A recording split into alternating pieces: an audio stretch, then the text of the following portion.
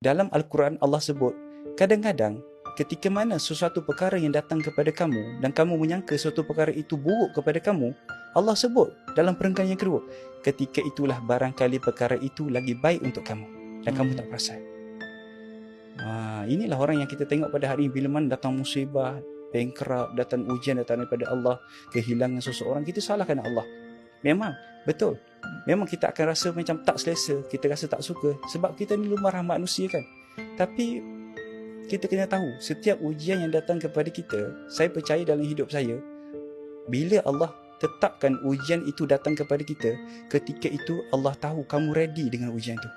Ketika itu Allah nak ujian itu, Allah pilih kita pada waktu itu, pada masa tu. Wahai ujian datang kepada fulan bin fulan, masa tu dia ready menerima ujian aku. Maka ketika itu berbondong-bondong ujian datang kepada kita. Tapi bila ujian datang kepada kita, Yusuf, saya percaya satu perkara, Allah nak close dengan kita pada hari itu.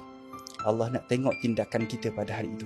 Allah nak tengok bagaimana kita menerima ujian yang aku bagi kepada kamu. Sebab itulah hari ini kan, lain-lain kan kita tengok ada orang tu, contohlah, maaf saya sebut, ada orang tu kehilangan seorang ibu dan ayah di usia 18 tahun. Kenapa pada 18 tahun tu Allah uji dia? Kenapa Allah tak uji kita kehilangan ibu dan ayah pada ketika itu?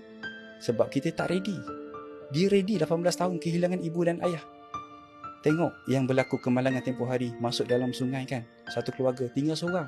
Kenapa Allah uji adik itu dengan kehilangan ibu dan ayah dan seluruh adik-beradik?